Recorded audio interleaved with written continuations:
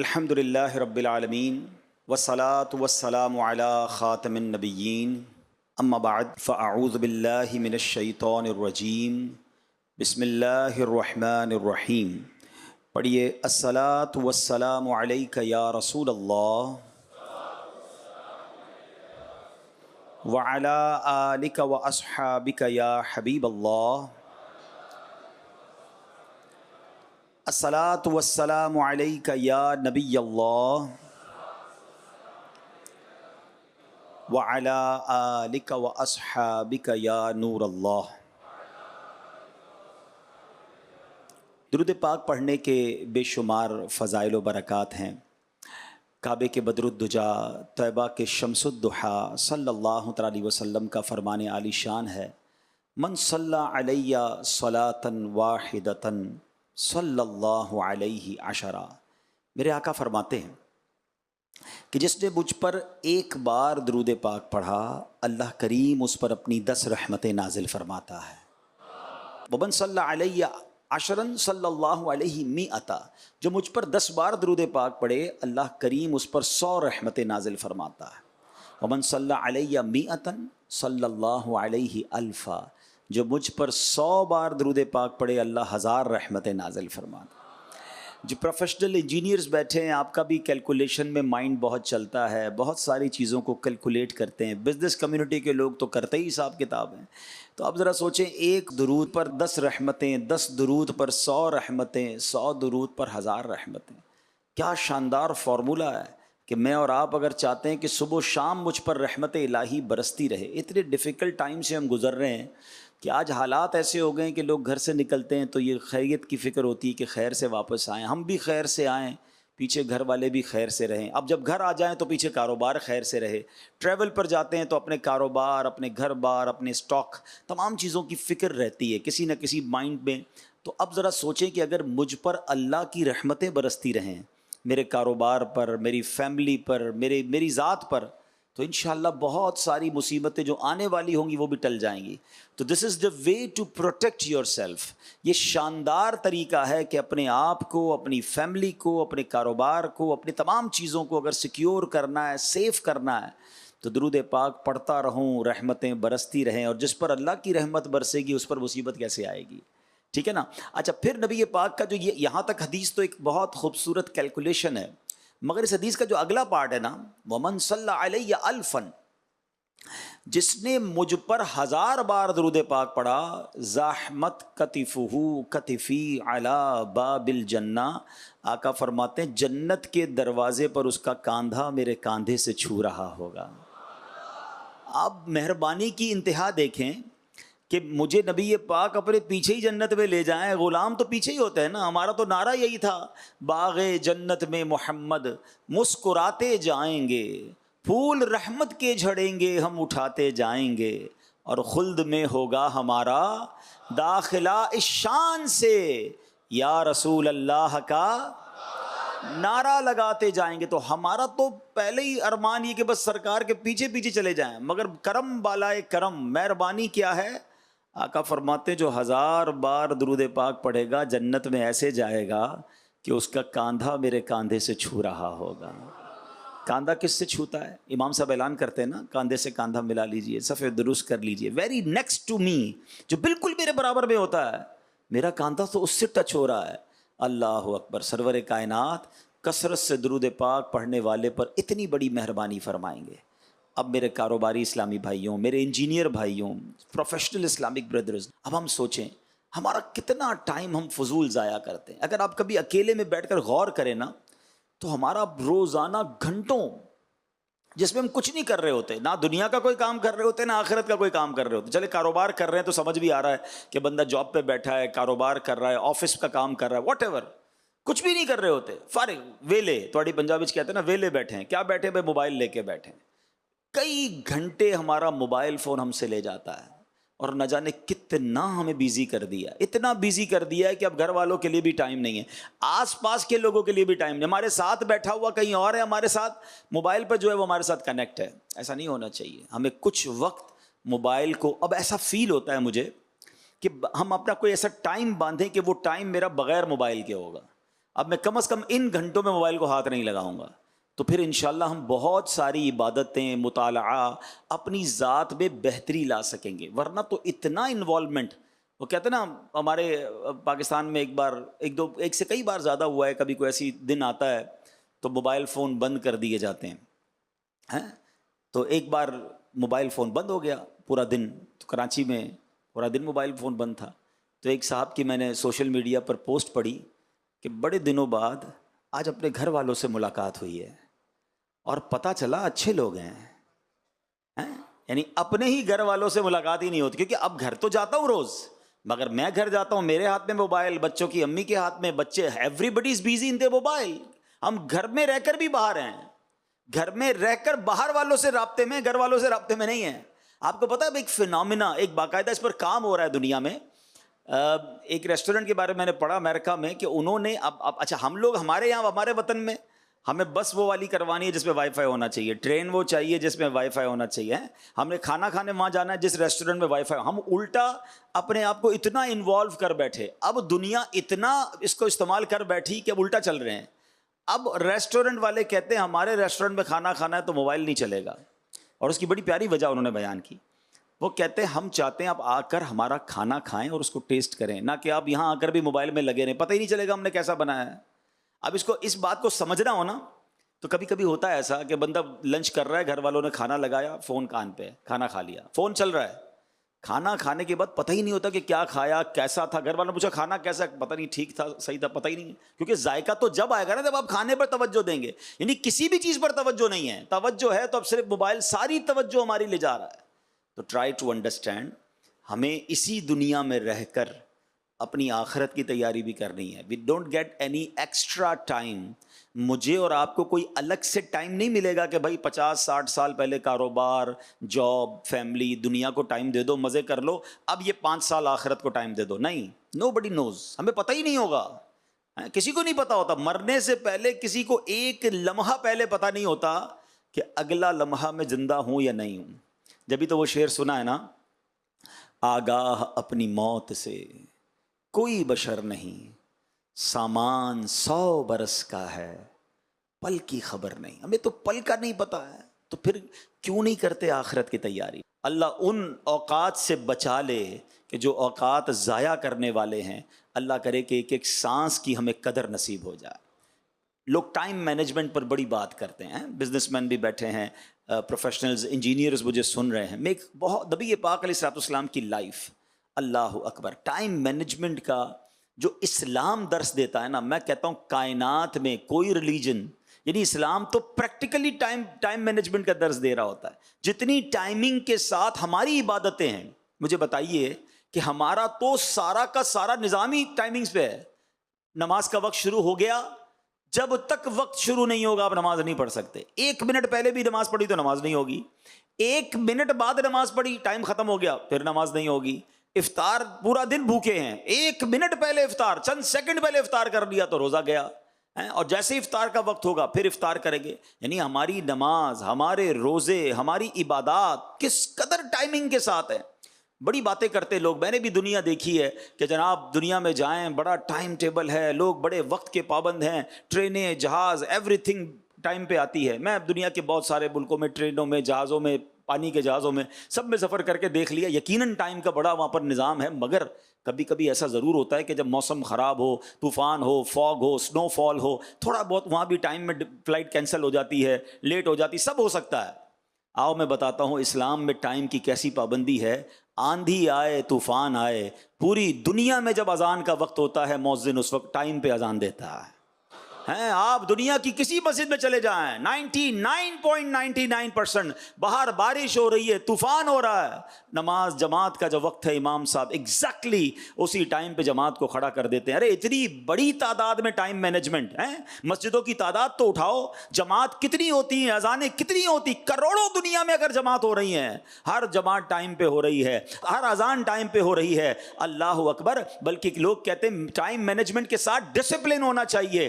آؤ میں بتاتا ہوں اسلام ڈسپلن کیسا سکھاتا ہے۔ اسلام سکھاتا ضرور ہے، ہاں اگر ہم مسلمانوں کے اندر ڈسپلن نہ آ سکا تو اس کا بھی ریزن یہی ہے کہ ہم پریکٹسنگ اگر مسلمان بن جاتے، ہم 5 وقت کے نمازی بن جاتے۔ بڑی خوبصورت بات پچھلے دنوں نگران شورا سے ایک شخص بتا رہے تھے کہ ایک بندہ کہتا ہے میرا بہت زیادہ ٹائم جو ہے نا گڑبڑ ہے، میری لائف بڑی بکھری ہوئی ہے، میں اپنی چیزوں کو سیٹل ڈاؤن نہیں کر پاتا۔ جن کو یہ فیل ہوتا ہو کہ یار میری چیزیں سیدھی نہیں ہو رہی، میرے کام پورے نہیں ہو رہے، نگران شورا نے فرمایا ساری باتیں چھوڑو، 5 وقت با جماعت نماز پڑھنا شروع کر دو، تمہارا پورا دن سسٹم میں آ جائے گا۔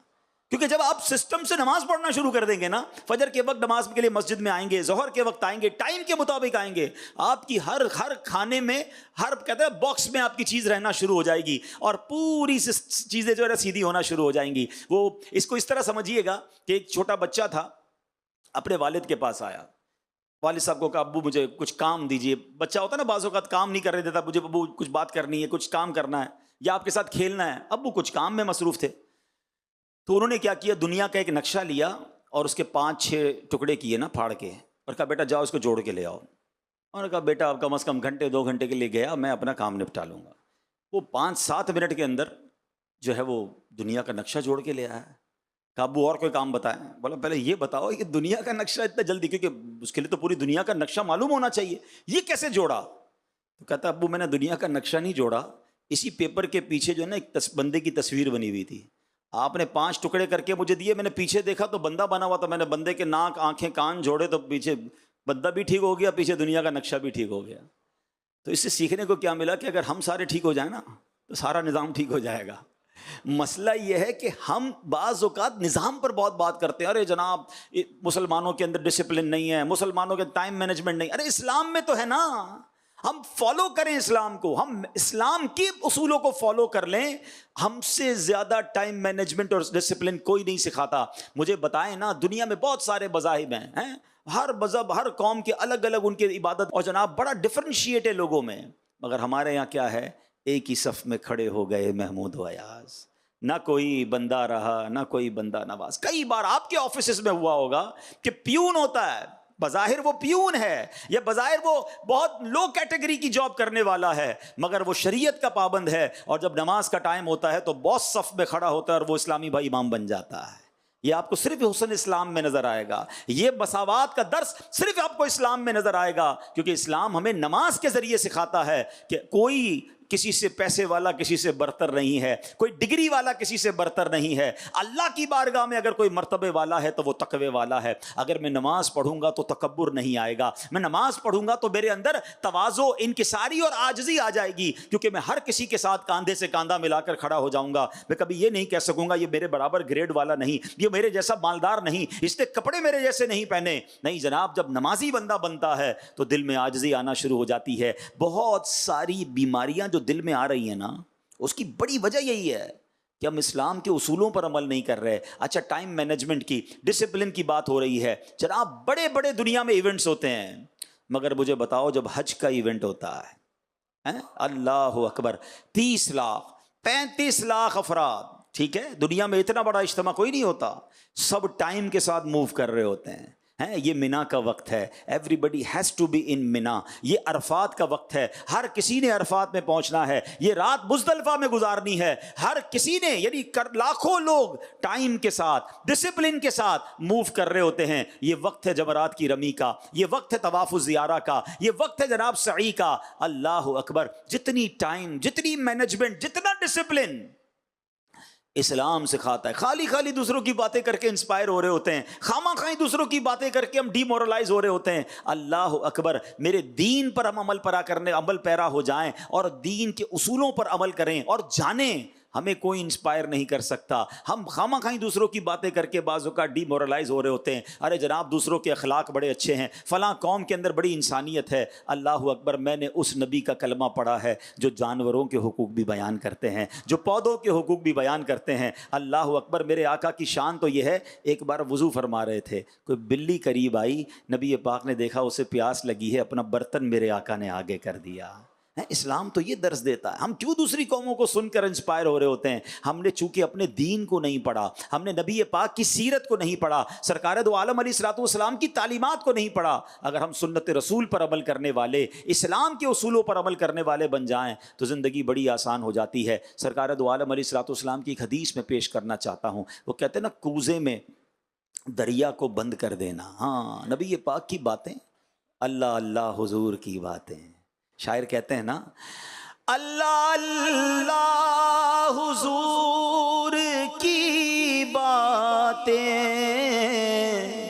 مرحبا رنگ و نور کی باتیں, اللہ اللہ حضور کی باتیں, مرحبا رنگ و نور کی باتیں, چاند جن کے ضیاءیں لیتا ہے اور تارے سلام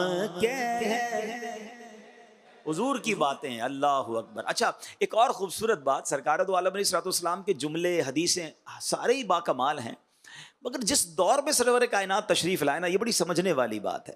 ہر نبی کو اس دور کے مطابق کمالات اور معجزات عطا کیے گئے. جب بھی کوئی نبی تشریف لائے, ان کے دور میں جو کمال تھے نا لوگوں کے پاس, اس سے بڑھ کر کمال, اور ایسا کمال کہ جو سب کو لاجواب کر دے, معجزات کی صورت میں انبیاء کو عطا کیا گیا. فار ایگزامپل, حضرت موسیٰ علیہ الصلوۃ والسلام کا دور جادوگروں کا دور تھا, میجیشینز کا دور تھا. حضرت موسیٰ کو اللہ کریم نے ایسا عصا کا معجزہ دیا, وہ رسیاں ڈالتے تھے وہ سانپ بنتے تھے, آپ عصا ڈالتے تھے وہ اژدہا بن گیا. حضرت عیسیٰ علیہ الصلوۃ والسلام کا دور تھا تو وہ جناب ڈاکٹروں کا دور تھا, میڈیکیشنز کا دور تھا, لوگ علاج دریافت کر چکے تھے, مگر ان کے پاس مرنے والے کو زندہ کرنے کا علاج نہیں تھا, کوڑی کے مرض کا علاج نہیں تھا, مادرزاد اندھے کو وہ آنکھ والا نہیں کر سکتے تھے. اللہ نے حضرت عیسیٰ کو وہ کمال دیا کہ آپ مادرزاد اندھے کی آنکھوں پر دم کرتے تھے, وہ آنکھ والا ہو جاتا تھا. مردے کو کہتے کم باذن اللہ, وہ کھڑا ہو جاتا تھا, وہ لاجواب ہو جاتے تھے. تو جیسا نبی ویسے کمالات, جیسا دور ویسے معجزات. ٹھیک ہے, سرور کائنات علیہ الصلوۃ والسلام کو جو دور تھا نا, ویسے تو میرے آقا کو جتنے اس پچھلے نبیوں کو معجزات دیے گئے, ان تمام معجزات کا ٹوٹل دیا گیا, بلکہ کچھ ایکسٹرا ایکسکلوسیو خصائص کبریٰ بھی عطا کیے. مگر اسپیشل جو دور تھا نا عرب کا, جس دور میں نبی پاک آئے, وہ فصاحت و بلاغت کا دور تھا. ان کو بڑا ناز تھا اپنی زبان پر, انٹلیکچوئل لوگ تھے, اور ان کے تو درمیان مقابلے ہوتے تھے. اچھا, لینگویج کے, اشعار کے مقابلے, چلے آج بھی آپ کہیں گے مشاعرے ہوتے ہیں جناب, لوگ اپنی کتابیں لکھ کر ایگزیبیشن کرتے ہیں, مگر اس زمانے میں صرف لینگویج کے اعزاز میں مقابلے نہیں ہوتے تھے, بلکہ جو جنگیں ہوتی تھی نا, وہ تلواروں کے ساتھ ساتھ اشعار کے ذریعے بھی جنگیں ہوتی تھیں. یعنی دشمن ایک دوسرے کے خلاف اشعار لکھ کر حملے کرتے تھے. معاذ اللہ, کفار نبی پاک کی گستاخی کر کر اشعار لکھتے تھے, اور صحابہ کرام یہاں سے آقا کی نعتیں لکھ کر جواب دیا کرتے تھے. حضرت عبداللہ بن رواحہ, حضرت حسان بن ثابت, سبحان اللہ, یہ نعت خاں, نعت گو شاعر تھے. بلکہ خود نبی پاک حضرت عبداللہ بن رواحہ سے فرماتے ہیں, عبداللہ تمہارے اشعار دشمنوں کے لیے تیر کی مانند ہیں. یہ آقا کی ایسی شان بیان کرتے, نبی پاک فرماتے تمہارے اشعار انہیں تیر کی طرح لگ رہے ہیں. تو نعت خوانوں تمہیں مبارک ہو, نعت پڑھنے والوں آپ کو مبارک ہو. یہ صحابہ کا طریقہ ہے, کنفیوز نہ ہوا کرو. اور نعت سننا یہ تو خود نبی پاک کا طریقہ ہے. تو اب یہ وہ دور تھا, ایوری بڈی دیٹ ٹائم, بہت بڑے بڑے انٹلیکچوئل لوگ تھے, اور ان کو اپنی زبان پر بڑا ناز تھا. اچھا, اس کو تھوڑا اور ایلوبریٹ کر دیتا ہوں, اور سمجھا دیتا ہوں کہ عرب کے لوگوں کو کتنا اپنی زبان پر, جس کو کہتے ہیں نا زوم کہہ لیں, اپنی زبان پر ناز کہہ لیں, کہ عرب جو عربی بولنے والے وہ کیا کہلاتے ہیں, ذرا بتائیے. عربی کہلاتے ہیں نا, کیا کہلاتے ہیں؟ اچھا, جو ہم ہیں عربی نہیں ہیں, ہم کیا کہلاتے ہیں؟ عجمی. ٹھیک ہے, کتنا مزے سے آپ نے بتا دیا عجمی. آپ کو معنی پتہ ہے عجمی کا؟ عجمی کہتے ہیں گونگے کو. ہاں, ہم جتنے عجمی ہیں نا, ایکچولی عرب کے لوگوں کا یہ دعویٰ ہے کہ عربیوں کو بولنا آتا ہے, باقی دنیا عجمی ہے, گونگے ہیں یہ. ہم سارے اپنے, ابھی آپ نے سب کہا ہم عجمی ہیں, تو واقعی ایسا ہی ہے, زبان وہی ہے اور اس کے اندر فصاحت بھی بڑی ہے. تو اس زمانے میں بھی وہ ایک تو سارے عربی, اور عربیوں کا بھی وہ لیول تھا. اچھا, اب پھر نبی پاک علیہ الصلوۃ والسلام کا دور, اور سرکار دو عالم علیہ الصلوۃ والسلام اس دور میں آئے. اب ایک اور خوبصورت بات بھی بتاتا ہوں. اب مثال کے طور پہ اب مجھے آج بیان کرنا تھا، میں اپنی مثال دیتا ہوں. مجھے آج میرا بیان بڑا چیلنجنگ ہے کہ مجھے کہا گیا کہ آپ نے آن لائن انجینئرز بھی سنیں گے آپ کو اور سامنے تاجران بھی سنیں گے. اب یہ دونوں طبقے اپنے اپنے اپنے علاقے کے ماہر ہوتے ہیں، وہ انجینئر ہیں، بڑے پڑھے لکھے ہیں، تاجران تو پورے ملک کو چلا رہے ہوتے ہیں. تو اب مجھے ان دونوں چیزوں کو ذہن میں رکھ کے تیاری کرنی پڑی کہ یار ٹاپک ایسا لینا ہے کہ جو دونوں کو کور کرے، ٹھیک ہے نا. اچھا، اب مجھے تو صرف پاکستان میں رہنے والے تاجران یا انجینئرز میں بات کرنی ہے. اب نبی پاک علیہ الصلوۃ والسلام کو ان لوگوں سے گفتگو فرمانی تھی کہ جو اپنے زمانے کے عربی کے ماہرین ہیں، انٹلیکچوئلز ہیں، اچھا کفر پر ہیں، بتوں کی پوجا کرنے والے ہیں. ان کو سمجھانا بھی ہے، اللہ کی طرف بلانا بھی ہے، اور ان کی عربی جو ہے اس کے مطابق ان سے بات کرنی ہے. تو کتنی تیاری کرنی پڑتی لاجیکلی، تو پتہ نہیں کتنی کتابیں پڑھنی پڑتی، کتنے ٹیچر ہائر کرنے پڑتے. مگر ایک اور شان دیکھو کہ میرے آقا کسی مدرسے میں نہیں گئے، نبی پاک نے کسی کتاب کا مطالعہ نہیں کیا، نبی پاک نے کسی انسٹیٹیوٹ کو جوائن نہیں کیا، پیارے آقا کا کوئی استاد بھی نہیں ہے. نبی پاک کا ایک خوبصورت نام امی بھی ہے. اب یہ بھی بڑی عشق والی بات ہے. عشق کا ترجمہ اور ہے اور بے ادبوں نے ترجمہ اور کیا ہے. عام آدمی کے لیے امی کہا جائے تو اس کا معنی ہوتا ہے ان پڑھ، بے پڑھا ہوا ہے، اور نبی پاک کے لیے ترجمہ کیا جائے تو اس کا معنی بنے گا دنیا میں کسی سے نہیں پڑھے. میرے آقا نے دنیا میں کسی سے نہیں پڑھا، اللہ نے اپنے حبیب کو براہ راست علم عطا فرمایا ہے.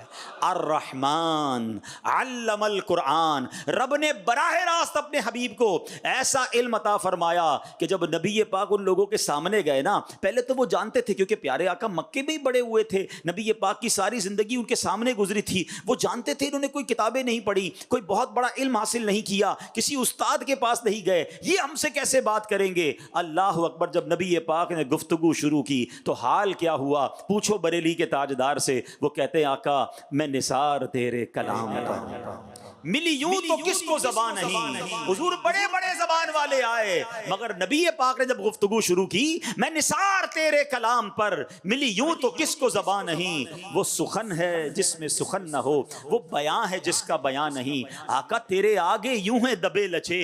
فصحا عرب کے بڑے بڑے، ارے بڑے بڑے انٹلیکچوئل سامنے بیٹھتے تھے، they were shocked. ان کی زبان، ان کے منہ میں زبان ہی نہیں بچتی تھی کہ یہ الفاظ کہاں سے آ رہے ہیں، یہ فساد کہاں سے آ رہی ہے، یہ گفتگو کیسی ہے. وہ کہتے ہیں تیرے آگے یوں ہیں دبے لچے. فصحا عرب کے بڑے بڑے، کوئی جانے منہ میں زبان نہیں بلکہ جسم میں جان نہیں. آقا گفتگو فرماتے وہ حیران ہو جاتے. اب میں آپ کے سامنے ایک ایسی حدیث رکھنا چاہتا ہوں جو ہم سب کے لیے چند جملے ہیں مگر زندگی گزارنے کا فارمولہ میرے آقا نے عطا فرمایا. گویا دریا کو کوزے میں نہیں، سمندر کو کوزے میں میرے آقا نے عطا فرما دیا. اس ایک حدیث پر کئی بیانات ہو سکتے ہیں، کئی کتابیں لکھی جا سکتی ہیں. سنو سرور کائنات صلی اللہ تعالی علیہ وسلم کیا فرماتے ہیں. آقا علیہ الصلوۃ والسلام نے یوں سمجھیے آج میں تاجروں کو بھی اور انجینئرز کو بھی ایک بہت خوبصورت ٹائم مینجمنٹ اور زندگی کو کس طرح گزارنا ہے نبی پاک کی ایک ہی حدیث سے سمجھانے کی کوشش کروں گا. آقا فرماتے ہیں اغتنم خمسا قبل خمس. نبی پاک فرماتے ہیں 5 چیزوں کو 5 چیزوں سے پہلے غنیمت جانو. ہیں کون سی 5 چیزیں؟ اب میں بتاؤں گا آپ کو. 5 چیزوں کو، یعنی وہ 5 ہونے والی ہوں، اس سے پہلے 5 کو غنیمت جانو. آقا فرماتے ہیں شبابک قبل حربک، جوانی کو بڑھاپے سے پہلے غنیمت جانو. جتنے جوان مجھے سن رہے ہیں نا، بوڑھا ہونا، اب پتہ نہیں بوڑھا ہونا نصیب میں ہے بھی کہ نہیں، لیکن بوڑھے ہونے سے پہلے جوانی کو غنیمت جانو. آقا فرماتے ہیں وصحتک قبل سقمک، فرماتے صحت کو بیماری سے پہلے غنیمت جانو. پھر فرمایا بغناک قبل فقرک، مالداری کو فقیری سے پہلے غنیمت جانو. آقا فرماتے ہیں وفراغک قبل شغلک، فراغت کو، شغل مشغول ہونے سے پہلے غنیمت جانو. اور پھر فرمایا وحیاتک قبل موتک، زندگی کو موت سے پہلے غنیمت جانو.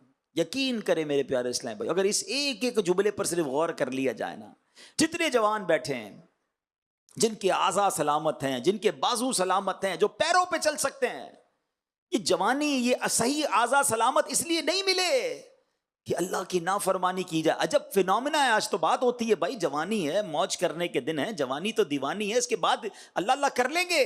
نہیں جناب، جوانی اللہ نے اس لیے نہیں دی ہے. پوچھو بوڑھوں سے ہیں، کئی بزرگ آپ کو ملیں گے کہتے بہت دل چاہتا ہے روزے رکھنے کو، اب صحت ساتھ نہیں دیتی ہے، اب ہمت نہیں ہے، اب پیروں پہ کھڑے نہیں ہو سکتے، تراویح نہیں پڑھ سکتے. سنو، بڑھاپا آ جائے گا نا، پھر بہت ساری چیزیں یاد آئیں گی کہ یار میں بھی بھاگ دوڑ کرتا، میں بھی دین کی خدمت کرتا، میں بھی کوئی علم دین حاصل کرتا. تو اگر جن کے پاس آزاد سلامت تندرستی ہے، جوانی ہے، غنیمت جانو اس کو. ہاں، جوان کی توبہ یہ ولیوں کا شیوا ہے، نصیب والوں کو جوانی میں توبہ ملتی ہے. ایک حدیث پاک اور ہے، پیارے آقا علیہ الصلوۃ والسلام نے اس میں ڈیفائن کیا ہے کہ وہ خوش نصیب جن کو اللہ کے عرش کا سایہ قیامت کے دن ملے گا نا. وہ ایک طویل حدیث ہے، 7 قسم کے لوگ، اس میں ایک یہ بھی قسم بیان کی کہ وہ نوجوان جن کی جوانی عبادت میں گزری. اب غور کرے ہماری جوانی کیسے گزر رہی ہے. جو جوانی میں گناہ کر رہے ہیں، اللہ کو ناراض کر رہے ہیں، نہ کرو ایسا. اللہ اکبر. جو جوانی عبادت میں گزارتا ہے نا، آؤ میں ایک حدیث سناتا ہوں. اللہ اکبر. وہ نوجوان مبارک ہو جن کی جوانی اللہ کی فرما برداری میں گزر رہی ہے. سرکار دو عالم علیہ الصلوۃ والسلام فرماتے ہیں اللہ عز و جل کی حرام کردہ چیزوں سے بچنے اور اس کے احکامات پر عمل کرنے والے نوجوان سے اللہ عز و جل فرماتا ہے تیرے لیے 70 صدیقوں کے برابر ثواب ہے. آئے ہائے، اللہ ہمیں ایسا بنا دے کہ جوانی گناہوں میں نہیں، اللہ کی فرما برداری میں گزرے. ایک اور خوبصورت بات سنو، کمال کی حدیث ہے. وہ نوجوان جن کو اللہ نے خوبصورت بنایا ہو، وہ نوجوان جو اب مالدار بھی ہوں، اللہ کریم فرماتا ہے، اللہ عز و جل اپنی مخلوق سے، حدیث پاک میں ہے، اللہ فرماتا ہے، نبی پاک علیہ الصلوۃ والسلام نے فرمایا، حضرت عبداللہ ابن مسعود اس حدیث کے راوی ہیں کہ اللہ عز و جل اپنی مخلوق میں اس خوبرو نوجوان کو سب سے زیادہ پسند فرماتا ہے کہ جس نے اپنی جوانی اور حسن و جمال اللہ کی عبادت میں صرف کیا. اللہ فرماتا ہے فرشتوں کے سامنے، اور ارشاد فرماتا ہے یہ میرا حقیقی بندہ ہے. اللہ فرشتوں کے سامنے اس نوجوان پر فخر فرماتا ہے. اگر اللہ نے حسن و جمال دیا ہے، اللہ نے جوانی دی ہے، یہ 2 چیزیں جس کے پاس ہونا، اب گناہ بڑھ بڑھ کر آتے ہیں، اب شیطان بڑھ بڑھ کر آتا ہے کہ مجھ سے اس سے گناہ کروا لوں. اے میرے پیارے اسلامی بھائیوں، یہ امتحان ہے کہ اب اپنے آپ کو بچانا ہے گناہوں سے، اب اپنے آپ کو حرام کاموں سے بچانا ہے. اللہ اکبر. ایک بزرگ کے بارے میں آتا ہے 100 سال کے ہو گئے، آنکھیں آئی سائڈ اوکے، سننے کی طاقت بالکل زبردست، بولنے کی طاقت بالکل ٹھیک، دانت بھی سلامت، باڈی اسٹرانگ. لوگوں نے کہا حضرت اس عمر میں تو کان، آنکھ، ناک، زبان سب میں لڑکھڑاہٹ آ جاتی ہے، کمزوری آ جاتی ہے. You are perfect like a young man. یہ کیسے؟ کیا کمال کا جواب دیا ان بزرگ نے. وہ فرماتے ہیں میں نے جوانی میں اپنے باڈی پارٹ کو، اپنے اعضاء کو اللہ کی نافرمانی میں نہیں لگایا، اللہ نے بڑھاپے میں میرے اعضاء سلامت رکھ دیے. ہاں، بڑھاپا اچھا چاہتے ہو نا تو جوانی نیک گزارنا.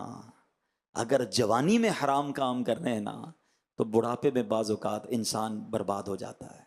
تو نہ کریں میرے پیارے اسلامی بھائیوں. میرے وہ نوجوان جو مجھے سن رہے ہیں، ابھی سن رہے ہیں، بعد میں سنیں، یہ یاد رکھنا کہ بڑھاپے سے پہلے جوانی کو غنیمت جانو. یہ جتنی نیکیاں کرنی ہے کر لیں جو بڑھاپے میں نہیں ہو سکیں گی. مفتی اعظم ہند مصطفیٰ رضا خان صاحب نوری لکھتے ہیں نا، عبادت کے یہی دن ہیں، بڑھاپے میں کہاں ہمت، جو کچھ کرنا ہے اب کر لو، ابھی نوری جوان تم ہو. اللہ کرے کہ یہ بات ہمیں سمجھ آ جائے. آگے چلتے ہیں. نبی پاک نے جو حدیث پاک کا دوسرا حصہ فرمایا، آقا علیہ الصلوۃ والسلام نے کیا فرمایا؟ کتنی خوبصورت بات کہ فرمایا وصحتک قبل سقمک، اپنی صحت کو اپنی بیماری سے پہلے غنیمت جانو. یہ جو میں چل پھر رہا ہوں، اٹھ بیٹھ رہا ہوں، اپنے ہاتھوں سے کھا رہے ہیں، اپنی مرضی سے واش روم جا رہے ہیں، یہ اس نعمت کا اندازہ ہے؟ اصل میں یہ بھی بڑا پرابلم ہے، ہمیں بہت ساروں کو صحت کی نعمت کا اندازہ ہی نہیں ہے.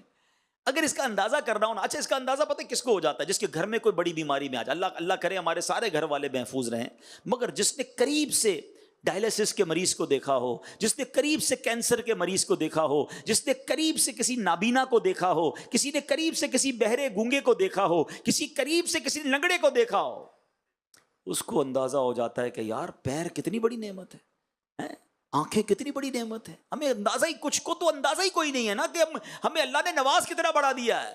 یہ اعضاء کا سلامت ہونا، اچھا کبھی ریئلائز کرنا ہو نا یہ کاروباری لوگ بیٹھے ہیں، انجینئر مجھے سن رہے ہیں، کبھی کبھی شیطان حملہ کرتا ہے ہم پر، مایوسی سی آ جاتی ہے، یار کاروبار ڈاؤن جا رہا ہے، پیسے تھوڑے ہیں، اور جناب بہت لوگوں کے پاس بہت کچھ ہے، میرے پاس کچھ نہیں ہے، شکوے شکایات کمپلینز، عجیب سی باتیں، بعض اوقات فیملی ممبرز کی طرف سے ایسی باتیں آ جاتی ہیں کہ بندہ ڈاؤن فال فیل کرتا ہے۔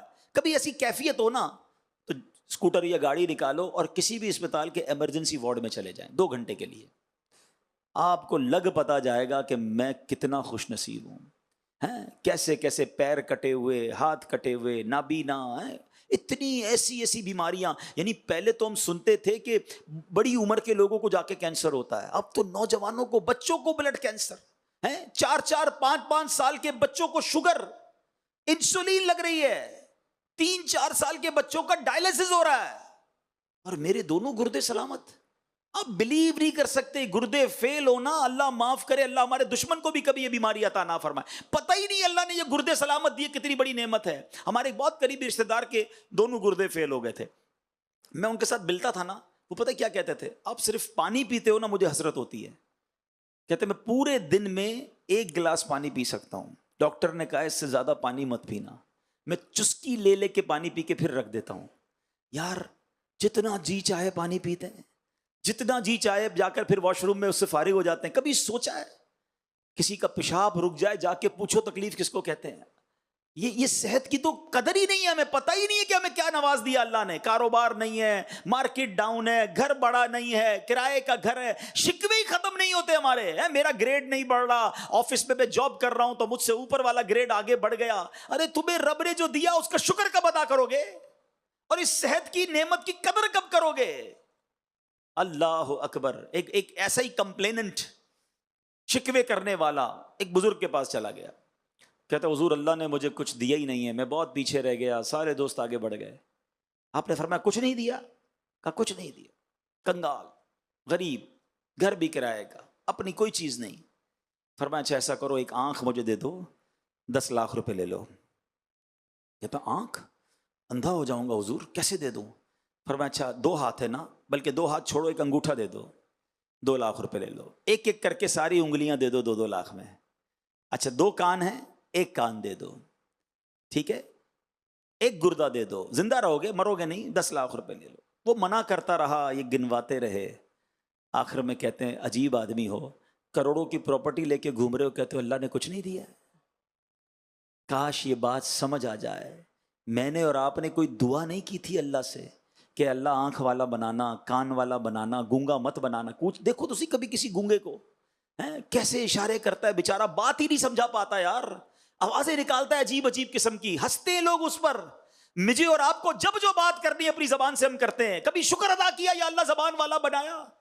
تھوڑی دیر کے لیے جتنے بیٹھے آنکھیں بند کی، 10 سیکنڈ کے لیے اپنی آنکھیں بند کیجئے، درود پاک پڑھ لیجیے، آنکھیں بند کر کے درود پاک پڑھیے، الصلاۃ والسلام علیک یا رسول اللہ وعلی آلک واصحابک یا حبیب اللہ۔ اب آنکھیں کھول دیجیے۔ آنکھیں بند تھی تو کیا نظر آ رہا تھا؟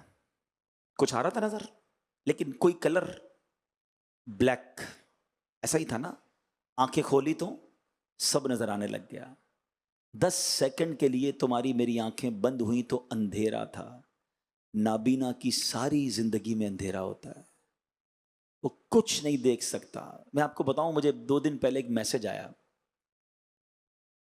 ایک اسلامی بھائی تھے، ہمارے ایک پروگرام ہوتا ہے مدری چینل پر ذہنی آزمائش، اس میں انہوں نے نابینا تھے، وہ ایک پروگرام میں وہ آئے تھے، جنہوں نے دیکھا ہوگا ان کو پتا ہے، وہ کافی انہوں نے ایک خاکہ پیش کیا، رونے لگ گئے، سب رونے لگ گئے۔ امیر اہل سنت کی کال تشریف لائی اور اس نابینا کو مدینے کا ٹکٹ امیر اہل سنت نے دیا۔ وہ نابینا مدینے پہنچ گیا، اس وقت بھی وہ مدینے شریف میں ہے۔ مجھے پرسوں گنبد خضرا کے سامنے سے، پرسوں یا 3 دن ہوئے، انہوں نے ایک ویڈیو بنا کے بھیجی، بہت دعائیں دیں، مگر میں گمسم ہو گیا جب وہ ویڈیو دیکھی نا۔ میں نے کہا یا اللہ، یہ مدینے تو پہنچ گیا مگر گنبد خضرا کو دیکھ نہیں پا رہا ہے۔ آپ سوچو یار، آنکھ کتنی بڑی نعمت ہے۔ وہ بیچارہ جب مکے مدینے پہنچتا ہوگا اس کو اور کتنی حسرت ہوتی ہوگی، یا اللہ کعبہ سامنے سب دیکھ رہے، میں نہیں دیکھ پا رہا۔ میں نے اور آپ نے کیا ایسا کمال کیا کہ اللہ نے مجھے اور آپ کو آنکھ والا بنا دیا؟ کبھی شکر ادا کیا کہ یا اللہ تیری مہربانی، آنکھ والا بنایا، زبان بھی دی، کان بھی دیے، گردے بھی پورے دیے، پیر بھی دیے، لنگڑا نہیں بنایا۔ ارے اندازہ ہی نہیں ہمیں اللہ نے کتنا نوازا ہے. خدا کے واسطے یہ شکوے چھوڑ دو, یہ شکایتیں چھوڑ دو, یہ کمپلین چھوڑ دو. تھوڑی سی زندگی ہے. اور یاد رکھنا اللہ نے قرآن میں وعدہ فرمایا ہے, لَإِن شَكَرْتُمْ لَأَزِيدَنَّكُمْ, تم میرا شکر ادا کرو میں تمہیں اور عطا کروں گا. ہم شکر تو کریں, تمہارے مال میں برکت ہو جائے گی. شکر کرو تمہاری صحت میں برکت ہو جائے گی. شکر ہی تو نہیں کر رہے, برکت کہاں سے آئے گی؟ سب سے پہلے تو ناشکری سے نکل جاؤ. یہ کمپلین کرنا ہی چھوڑ دو. کبھی بھی کوئی پوچھے کیا حال ہے, یار اللہ نے کروڑوں سے زیادہ نوازا ہے, میری اوقات سے زیادہ میرے رب نے مجھے دیا ہے. میرے پاس جتنے میرے گناہ ہیں نا, میں ایک اور لاجک آپ کو سمجھاتا ہوں. آپ کے پاس بھی ملازم کام کرتا ہے, آپ اس کو موٹر سائیکل دیں, بیٹا روز جانا, یہ کام کرنا ہے آپ نے, فلاں جگہ ڈاکیومنٹ دینے, فلاں جگہ پیسے اٹھانے, یہ موٹر سائیکل اس لیے تجھے دے رہا ہوں. ایک ہفتے بعد آپ کو کوئی آ کر بتائے یہ تو ہفتے سے موٹر سائیکل پہ کہیں اور گھومتا ہے, آفس کا کوئی کام نہیں کرتا, آپ کیا کہیں گے؟ موٹر سائیکل واپس کرو. اس لیے دی تھی تم کو کہ تم اپنے کام کرو, میرے کام تو کرتے نہیں. ایسا ہی ہے, جس کام کے لیے جو چیز دی وہ نہ ہو آپ واپس لے لیتے ہیں. ہمیں اللہ نے آنکھیں کیوں دی ہیں؟ حرام دیکھنے کے لیے. ہم حرام دیکھتے اندھے کر دیے جاتے, وہ نہیں کر رہا. حرام سنتے تو بہرے کر دیے جاتے. لاجک تو یہی کہتی نا, اگر جو اللہ کی نافرمانی کانوں سے کرتا اللہ اسے بہرا کر دیتا. وہ نہیں کر رہا بہرا. پیر میرے حرام کی طرف چلتے وہ لنگڑا کر دیتا, وہ نہیں کر رہا. پھر بھی ناشکری, پھر بھی شکوے, پھر بھی شکایات. ہمیں تو یہ سوچنا ہے کہ ان نعمتوں کا جواب کیسے دوں گا قیامت کے دن. اگر قیامت کے دن رب نے پوچھا تجھے آنکھیں اس لیے دی تھی کہ تو فلمیں ڈرامے دیکھتا, حرام چیزیں دیکھتا, زبان اس لیے دی تھی کہ گالیاں نکالتا, جھوٹ بولتا, ہاتھ اس لیے دیے تھے کہ حرام روزی کماتا, سوچو کیا جواب دیں گے. ہمیں تو شکوے چھوڑ ان نعمتوں کا جواب دینے کی فکر ہونی چاہیے اور شکر کرنا چاہیے. حدیث کے یہ الفاظ یاد رکھو کہ وَصِحَّتَكَ قَبْلَ سَقَمِكَ, اپنی صحت کو اپنی بیماری سے پہلے غنیمت جانو. ہاں, زندگی کا چکر ہمیشہ یوں چلتا رہتا ہے, یاد رکھیے گا. ہر روز دن نہیں ہوتا, کبھی رات بھی آتی ہے, دھوپ ہوتی ہے تو چھاؤں بھی آتی ہے, سردی ہوتی ہے تو گرمی بھی آتی ہے. مسائل, زندگی کی جو گاڑی ہے نا یہ مسائل کے پہیوں پہ چلتی ہے. سدا کوئی صحت مند نہیں رہتا, بیماری کا کبھی نہ کبھی جھٹکا آتا ہے. تو جب آنے والا ہے یا اللہ نہ کرے آنا ہے تو try to take more good deeds. ابھی صحت ہے نا, زیادہ نیکیاں جمع کر لو نا. ابھی مدنی قافلوں میں سفر, ابھی تلاوت قرآن, ابھی زیادہ نوافل, ابھی صحت والے جو کام ہے بندہ کر لے, تاکہ اللہ نہ کرے زندگی کے کسی موڑ پر میں نہ کر پاؤں تو یہ ریگریٹ تو نہ ہو, یہ افسوس تو نہ ہو کہ یار جب صحت تھی پھر بھی نہیں کیا. بلکہ ایک اور مزے کی بات بتاؤں, کتابوں میں یہ لکھا, روایتوں میں یہ مضمون ملتا ہے کہ جو صحت میں عبادت کرتا ہے نا, جس کی روزے رکھنے کی عادت ہے, نوافل پڑھنے کی عادت ہے, نیکی کے کام کرنے کی عادت ہے, اور اگر وہ بیمار ہو جائے تو جو صحت میں نیکیاں کرنے کی عادت ہوتی ہے, بستر پر پڑھنے کی وجہ سے اس کو پھر بھی وہ ساری نیکیاں ملتی رہتی ہیں, کیونکہ اچھی عادتیں تھی نا. صحت میں ہی نماز چھوڑ دیتا تھا, جو صحت میں بھی روزے چھوڑ دیتا ہے, صحت میں ہوتے ہوئے جس کی جماعت قضا ہو جاتی ہے, جو فجر میں سوتا رہ جاتا ہے, اس کو کیا حال ہوگا؟ صحت مند ہو کر تمہاری نمازیں قضا ہو جائیں, کیا منہ دکھائیں گے اللہ کو کہ ہاتھ پیر تیرے سلامت تھے, پھر بھی نمازیں نہیں پڑھی. ہم کہتے ہیں میں پنجتن کا غلام ہوں, وہ کربلا کے میدان میں تلواروں کے سائے میں نماز نہ چھوڑیں, اور میں اپنے نرم بستر پر اٹھ کر فجر پڑھنے سے کتراتا ہوں. سوچو کیا جواب دیں گے امام حسین کو. غوث پاک کی محبت سب کے دل میں. کئی قادری بیٹھے ہوں گے, میرے غوث پاک عشاء کے وضو سے فجر پڑھیں, اور قادری کہلانے والا نہ عشاء پڑھے نہ فجر پڑھے. غوث پاک ایک ایک رات میں 1000 نفل پڑھیں, اور ادھر کئی قادری کہلانے والے جناب نوافل بھی نہیں, سنتیں بھی نہیں, واجبات بھی نہیں, کئیوں کے فرائض بھی قضا ہو جاتے ہیں. کاش بات سمجھ میں آ جائے. صحت کو بیماری سے پہلے غنیمت جانو. حدیث کا اگلا پارٹ, وَغِنَاكَ قَبْلَ فَقْرِكَ, مالداری کو غربت سے پہلے غنیمت جانو. یہ میرا خیال ہے یہ پوائنٹ تو تاجران کے سوا کوئی نہیں سمجھتا. جتنا زیادہ یہ پوائنٹ آپ سمجھتے ہو نا, شاید دنیا میں کوئی نہیں سمجھتا ہوگا. آپ نے اپنی مارکیٹ میں کئی واقعات دیکھے ہوں گے. زکوٰۃ دینے والا چند دنوں میں ایسا ہوتا ہے کہ زکوٰۃ لینے والا بن جاتا ہے. نہیں دیکھا آپ نے؟ کسی کی دکان پہ آگ لگ گئی, کسی کی گوڈاؤن میں آگ لگ گئی, کسی کے کوئی پیسے کھا گیا, کسی کا مال ڈوب گیا. ایسا قدرت کا چکر چلتا ہے, ایسا عروج کا سوال آتا ہے کہ بندہ حیران ہو جاتا ہے. اور ہم نے دیکھا ہے ایسے مالداروں سے جب ملتے تھے, یار ایک وقت تھا میرے پاس اربوں روپے تھے, کروڑوں روپے تھے، میں کاش اس وقت اللہ کی راہ میں خرچ کرتا. میں تو یہی سوچتا رہا بعد میں کروں گا، تھوڑے اور بعد میں کروں گا، اور کما لوں پھر کروں گا. ارے اللہ کی راہ میں خرچ کرنے کی باری نہیں آئی اور میرے سارے پیسے ہی چلے گئے. کوئی لے کر چلا گیا، ڈاکو لے کر چلا گیا. ارے ڈاکو لے کر چلا گیا، تم خود ہی اللہ کی راہ میں جمع کرا دیتے نا.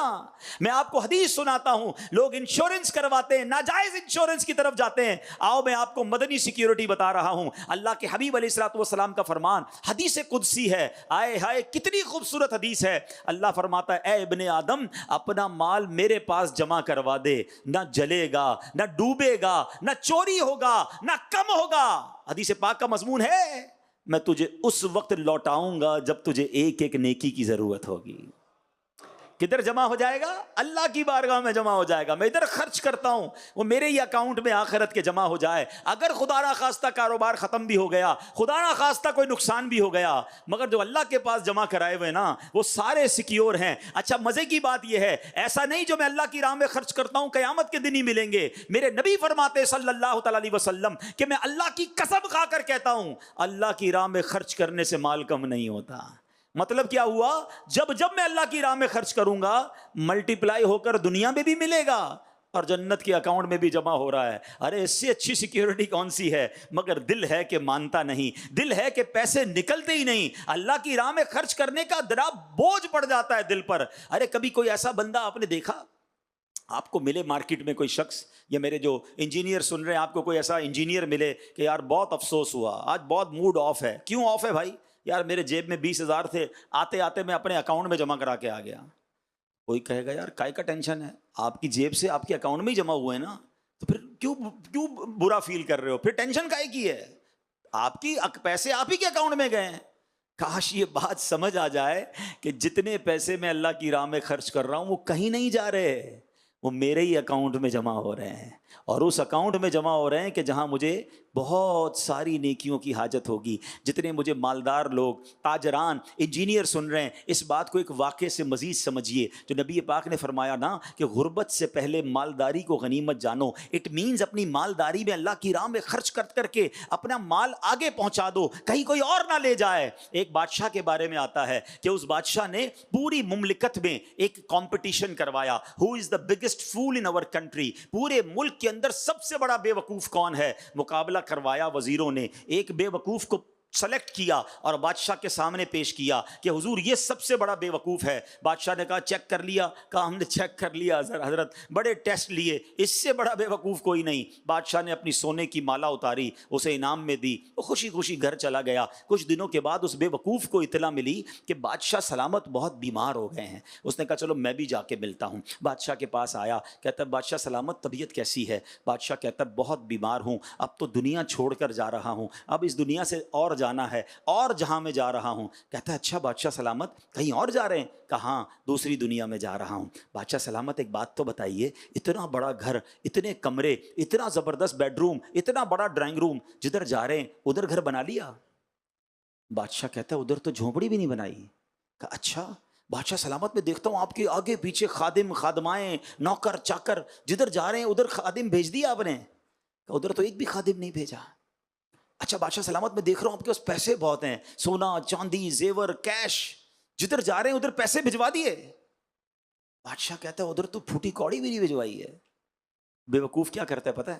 اپنی مالا اتار کے بادشاہ کے گلے میں ڈال دیتا ہے. کہتا حضور پھر مجھ سے بڑے بے وقوف تو آپ ہوئے نا. یہ ہے ایک واقعہ مگر ہم سب کے لیے کمال کی نصیحت ہے. وہ کہتا ہے بادشاہ سلامت آپ کو پتہ ہے کہیں اور جا رہے ہیں، نہ ادھر گھر بنایا، نہ پیسے بھجوائے، نہ اپنے نوکر بھجوائے، تو مجھ سے بڑے بے وقوف تو آپ ہوئے نا. اے لاہور، فیصل آباد، حیدرآباد، سندھ، بلوچستان اور دنیا پاکستان کے مختلف شہروں سے آنے والوں، مجھے سننے والوں، سب سے پوچھتا ہوں آپ کا پاکستان میں گھر کا ایڈریس ہے؟ آپ کہیں گے ہے. جنت میں گھر کا ایڈریس کہاں ہے کوئی جو کہے ہاں میرا جنت میں بھی گھر ہے؟ ہیں آپ کے پاس ادھر پیسے جیب میں بھی ہیں، بینک میں بھی ہیں، ادھر کے اکاؤنٹ میں کتنے ہیں؟ پوچھو اپنے آپ سے، بھجوائے نہیں بھجوائے؟ یہ سوال کیا کرو اپنے آپ سے. ادھر سے تو جانا ہے نا، یہ تو کنفرم ہے. کوئی ہے جس کو نہیں جانا ہے تو پھر یہی رہنے دو. اگر کسی کے پاس کنفرم ٹکٹ ہے کہ جناب میں تو دنیا کو چھوڑ کے جاؤں گا ہی نہیں، ادھر ہی رہنا ہے، اس لیے پراپرٹی بھی ادھر ہی ہے، پیسے بھی ادھر ہی ہیں، خادم بھی ادھر ہی ہیں، گھر بھی ادھر ہی ہے، میں کیوں بھجواؤں آگے؟ پھر تو ٹھیک ہے. اف اینی بڈی کوئی ہے ایسا تو بتا دو. اور اگر سب کو پتا ہے کہ جانا ہے تو جس نے نہیں بھجوائے وہ اپنے آپ سے پوچھے پھر بے وقوف کون ہے. آپ بولیں گے مولانا صاحب ٹھیک ہے بات تو سمجھ آ گئی, اب کیسے گھر بنے گا جنت میں؟ ہاں یہ سوال بہت اچھا ہے. حدیث پاک میں سناتا ہوں, میرے آقا فرماتے ہیں جو اللہ کے لیے مسجد بناتا ہے اللہ اس کے لیے جنت میں گھر بناتا ہے. میرے نبی کا وعدہ ہے. ہاں بناؤ نا ایک مسجد, اچھا پوری نہیں بنا سکتے پھر بھی نہ گھبرائیں, میرا دین صرف مالداروں کا دین نہیں ہے. ہائے ہائے, یہ اسلام کی خوبصورتی ہے. اللہ کے حبیب علیہ الصلوۃ والسلام کی ایک اور حدیث ہے, آپ فرماتے ہیں جو چڑیا کے گھونسلے جتنی مسجد بھی بنائے, حدیث پاک کا خلاصہ ہے, جو چڑیا کے گھونسلے جتنی بھی مسجد بنائے اللہ اس کے لیے بھی جنت میں محل بنائے گا. جب میں نے پہلی بار یہ حدیث پڑھی تھی میں نے ہمارے مفسر قرآن قبلہ مفتی قاسم صاحب کو فون کیا. میں نے کہا حضور یہ چڑیا کے گھونسلے جتنی مسجد کہاں سے ہوتی ہے, اتنی سی تو مسجد ہوتی نہیں, اس حدیث کا شرح کیا ہے؟ آپ نے فرمایا جو چڑیا کے گھونسلے جتنا بھی حصہ مسجد میں ملا دے, یعنی ایک اینٹ بھی مسجد میں لگا دے گا اللہ اسے بھی جنت میں گھر عطا فرمائے گا. ہے نا, غریبوں کا بھی کام ہو گیا نا. لیکن دل چاہیے. اچھا اب امیر بولے میں 2 اینٹیں لگوا دیتا ہوں, یہ نہیں ہونا چاہیے. چلو اللہ کریم ہے 2 اینٹوں پہ بھی جنت دے دے گا, لیکن یہ دل کی بات ہے نا کہ اپنا گھر شاندار مسجد میں تھوڑے سے دے دیا. ارے یہ اللہ پاک کی بارگاہ میں پیسے تھوڑی جاتے ہیں, دل جاتا ہے کہ اس کو اللہ سے محبت کتنی ہے, آخرت سے محبت کتنی ہے. اچھا آخرت سے محبت کرنے کا فارمولہ بھی نبی پاک نے عطا فرمایا. ایک شخص آئے نبی پاک کی بارگاہ میں, حدیث کا خلاصہ ہے, کہتے حضور میرا آخرت کی طرف دل مائل نہیں ہوتا, مرنے سے ڈر لگتا ہے, اگلے جہان میں جانے کا جی نہیں چاہتا. سنو مالداروں, سنو تاجران, اللہ کے حبیب علیہ الصلوۃ والسلام فرماتے ہیں تمہارے پاس مال ہے؟ کہ حضور ہاں مال ہے. فرمایا تیرا مال آخرت کے لیے اللہ کی راہ میں خرچ کر دے, آگے بھیج دے. بندے کا جدھر مال ہوتا ہے ادھر ہی اس کا دل لگتا ہے. بات سمجھ آئی؟ اگر جو لاہور میں رہنے والا ہے نا اس کی کراچی میں فیکٹری ہو نا, اس کا لاہور میں کم دل لگے گا, کراچی میں زیادہ لگے گا. کراچی میں رہنے والوں کو پیسے جب لاہور میں ادھاری زیادہ دی ہوئی ہوتی ہے نا, وہ کراچی میں کم نظر آتے, لاہور کیوں بھائی وہ اگرائی لینے گئے ہیں, او بھائی ادھر پیسے میرے زیادہ ادھر ہی ہیں. جدھر پیسے ادھر دل. فرمایا اللہ کی راہ میں خرچ کر, آگے بھیج دے, تجھے اللہ سے ملاقات کا دل ہونا شروع ہو جائے گا, تجھے آخرت سے خوف نہیں رہے گا. تو کہے گا میرے پیسے ادھر, میرا سرمایہ میں نے ادھر بھیجا ہوا ہے, مجھے کس بات کا خوف ہے. کیا خوبصورت بات نبی پاک نے فرمائی کہ بندے کا دل اس کے مال کے ساتھ ہے. تجھے اللہ سے ملنے کا شوق پیدا کرنا ہے, تجھے آخرت کی طرف شوق پیدا کرنا ہے, تو پھر تو اللہ کی راہ میں خرچ کر کے پیسے ادھر بھجوا دے, تیرا دل ادھر لگ جائے گا. تو کاش یہ بات سمجھ آ جائے کہ غربت سے پہلے مالداری کو غنیمت جانو, تھوڑے تھوڑے کر کے خرچ کرتے رہا کرو, لالچ رکھو اپنے اندر. پتہ چلے نا دعوت اسلامی والے مسجد بنا رہے ہیں, یار تھوڑے پیسے میرے پاس کوئی نہ ہے, میں خود فون کروں یار تھوڑی مہربانی یار تھوڑے مجھ سے بھی لے لو یار میرا حصہ. اچھا مدرسہ بھی بن رہا ہے, تھوڑے مدرسے کے لیے, اچھا اگلے مہینے ایک پیسے آنے والے ہیں, میں یہ کنواں بن رہا ہے اس میں بھی ڈلواؤں گا تاکہ چاروں طرف سے مجھے ثواب آئے, جمع ہو جائے میرے آخرت کے اکاؤنٹ میں. اللہ کرے یہ بات سمجھ آ جائے. میں لاہور گیا تھا, مجھے ایک بزنس مین ملے, انہوں نے مجھے ایک بات سکھائی, کمال کی بات کی, دل خوش ہو گیا. وہ کہتے ہیں میرے 5 بیٹے ہیں اور میں نے اپنے بچوں کے لیے دنیا میں بھی گھر بنا دیے ہیں, جنت میں بھی گھر بنا دیے ہیں. میں کیسے؟ کہتے 5 کوٹھیاں بنائی ہیں 5 بچوں کے لیے, اور 5 مسجدیں بنائی ہیں میں نے اپنے 5 بچوں کے لیے. میرے بچے ادھر بھی چین سے رہیں ادھر بھی چین سے رہیں. کیا پیسے والے بڑے دیکھے یار, اربوں پتی لوگ دیکھے, یہ ذہن ہے نا. تو اللہ کرے یہ مائنڈ سیٹ بن جائے کہ یار بس جانا تو ہے, کچھ کر جاؤں ایسا. تو ایسے بہت لوگ ہیں جو سوچتے ہیں. اللہ کرے یہ حدیث سمجھ آ جائے کہ فقیری سے پہلے مالداری کو غنیمت جانو.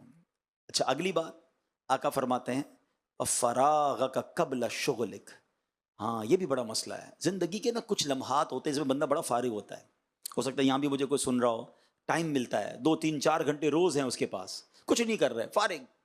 ایک وقت آتا ہے کہ بندہ اتنا بیزی ہو جاتا ہے, پھر یاد آتا ہے یار وہ فارغ ٹائم تھا نا, اس میں تفسیر قرآن پڑھ لیتا, میں بھی آن لائن درس نظامی کر لیتا, میں بھی حدیث کی کتابیں پڑھتا. اپنی عمر کے کسی مفتی کو دیکھتے نا شرم آتی, یار میری اور اس کی ایج ایک ہی ہے, یہ مفتی بن گیا مجھے تو کچھ بھی نہیں آتا. تو بھائی جب ٹائم ہے تو کیوں نہیں حاصل کر رہے, اس ٹائم کو کیوں دین کی طرف نہیں لگا رہے. تو زندگی کا پہیہ چلتا رہتا ہے, کبھی فراغت ہے کبھی مشغولیت آ جائے گی. اگر ہے فراغت تو اس کو نعمت سمجھو. کئی لوگوں سے پوچھتے کیا کرتے ہیں, کچھ نہیں کرتے, ویلے. ارے بھائی کچھ کیوں نہیں کرتے, بہت کچھ ہے کرنے کے لیے. صرف جاب, صرف کاروبار, صرف دنیا نہیں.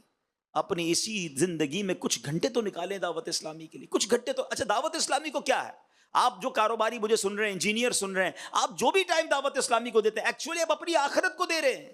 1 گھنٹہ 2 گھنٹے ویکلی 2 3 گھنٹے دیجئے, تاکہ میں جب رات سونے لگوں تو دل کو تسلی ہو یار کہ کاروبار کو ٹائم دیا، جاب کو دیا، بیوی بچوں کو دیا، میں نے اپنی جنت کو بھی دیا، اپنے آخرت کو بھی کچھ ٹائم دیا ہے، میں نے کچھ تلاوت کی ہے، کچھ تفسیر پڑھی ہے، کوئی نیکی کی دعوت دی ہے، کسی ایک بھائی کو لے کر اجتماع میں بھی گیا ہوں۔ کچھ نہ کچھ ڈیوٹی لیجئے، کچھ نہ کچھ ذمہ داری لیجئے۔ ایسے کئی دعوت اسلامی میں تاجران ہیں، کروڑوں بلکہ اربوں پتی ہیں، مگر اللہ کی رحمت سے دن رات دین کی خدمت کر رہے ہیں۔ تو یار وہ کرے تو میں کیوں نہیں کر سکتا؟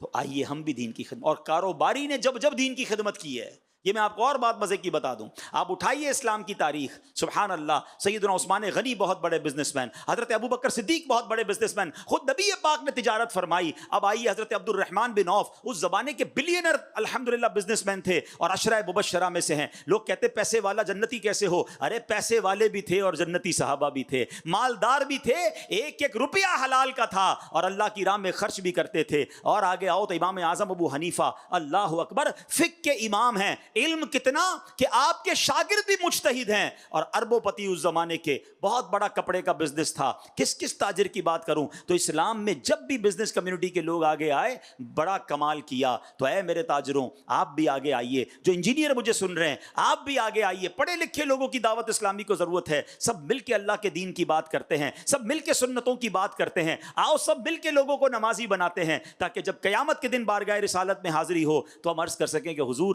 ہم بھی آپ کے دین کی خدمت کا ایک چھوٹا سا چراغ جلا کر آئے ہیں، حضور کچھ زیادہ تو نہیں کیا مگر اپنے حصے کی کوئی کوشش کر کر آئے ہیں۔ مگر کچھ لوگ ہیں جو فارغ بھی ہیں مگر پھر بھی ٹائم نہیں دیتے، ایسا نہ کریں۔